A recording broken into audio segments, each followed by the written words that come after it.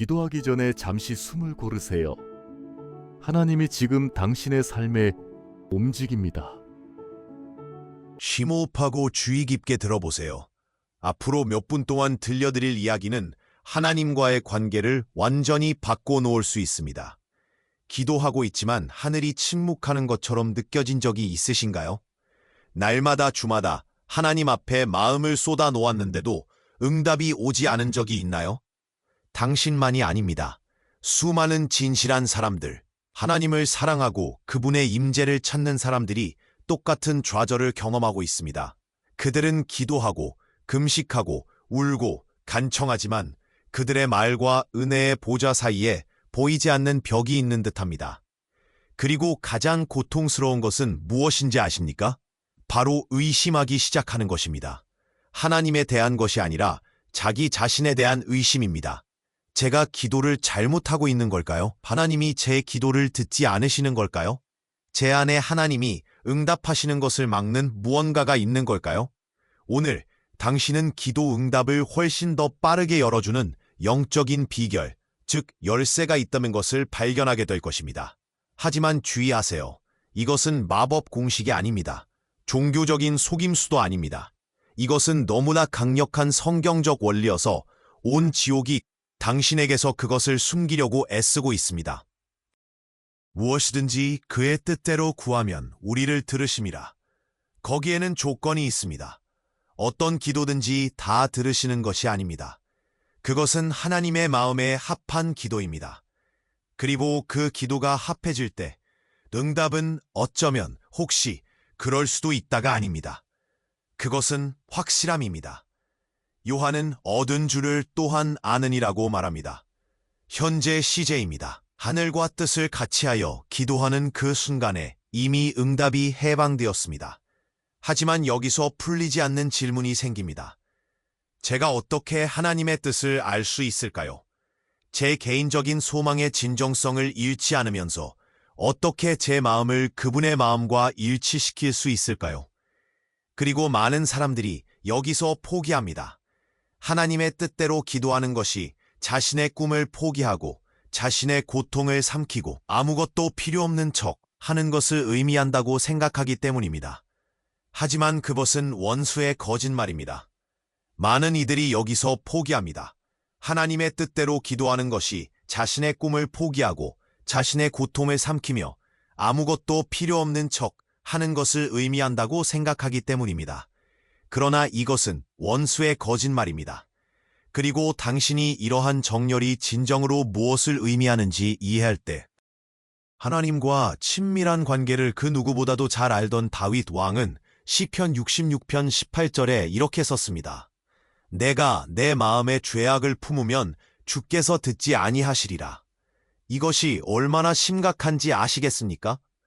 하나님께서 멀리 계시거나 잔인해서 듣기를 거부하시는 것이 아닙니다. 당신이 잘못된 것임을 알면서도 고집스럽게 품고 있는 소중히 여기는 죄가 영적인 장벽을 만듭니다. 마치 전파 방해가 있는 라디오를 맞추려고 하는 것과 같습니다. 방송은 되고 있지만 당신은 명확하게 수신할 수 없습니다. 얼마나 자주 당신은 삶에서 원수에게 문을 열어둔 채 하나님께 무언가를 간구했습니까? 놓기를 거부하는 원한? 주님을 불쾌하게 하는 줄 알면서도 계속해서 키우는 습관? 용서를 구해야 했지만 자존심 때문에 그러지 못했던 말? 이러한 장애물들은 실제합니다. 그것들은 당신을 향한 하나님의 사랑을 무효화하지는 않지만 응답의 흐름을 막습니다. 그리고 여기서 해방적인 것이 무엇인지 아십니까? 당신은 오늘 당장 이 장애물들을 제거할 힘이 있습니다. 하지만 하나님의 마음에 자신을 맞추는 것에 대해 더 알아야 할 것이 있습니다.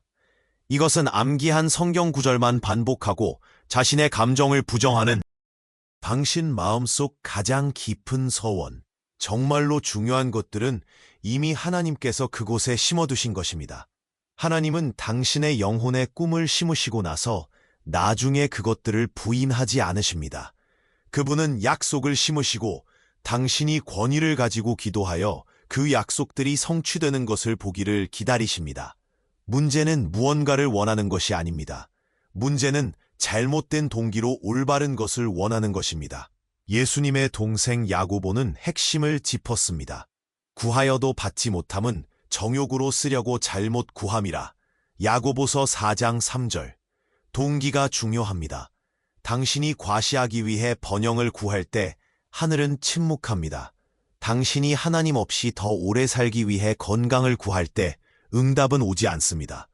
그러나 당신의 기도가 진정으로 하나님을 영화롭게 하고 싶어 하는 마음에서 비롯될 때 그분의 손에 쓰임받는 도구가 되기를 원하며 먼저 그분의 나라와 그분의 의를 구할 때 영적인 세계에서 무언가가 움직입니다.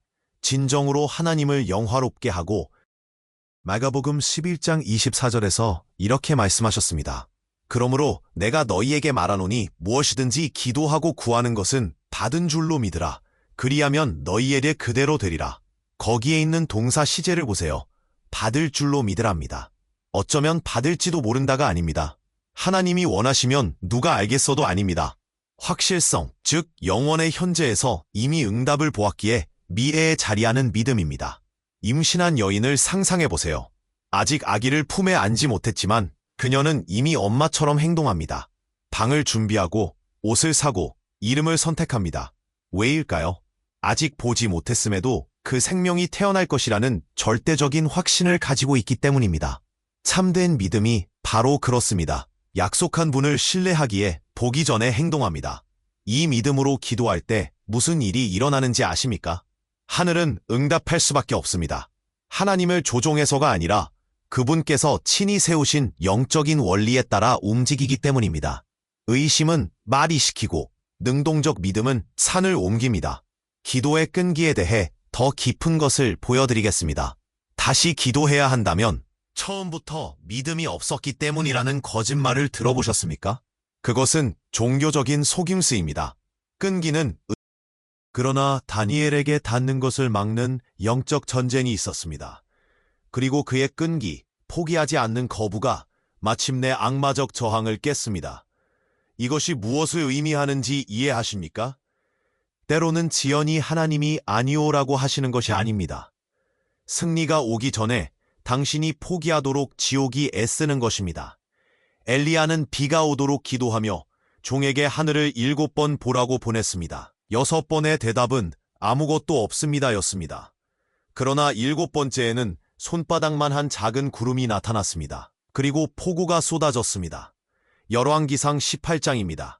엘리야는 하나님을 의심하지 않았습니다. 그는 이미 선포된 것의 나타남을 볼 때까지 기도를 멈추지 않았습니다. 전략적 끈기는 인간적인 고집이 아닙니다. 그것은 응답이 이미 영적 세계에 존재하며 자연 세계로 오고 있음을 아는 믿음입니다. 이미 선포된 것의 나타남을 볼 때까지 기도하십시오. 전략적인 끈기는 인간적인 고집이 아닙니다. 그것은 응답이 이미 영적 세계에 존재하며 자연 세계로 오고 있음을 아는 믿음입니다. 이 끈기 있고 정렬된 기도와 결합될 때 더욱 강력한 것이 무엇인지 아십니까? 바로 금식과 헌신입니다. 하지만 조심하십시오. 저는 영적인 흥정을 말하는 것이 아닙니다. 하나님, 제가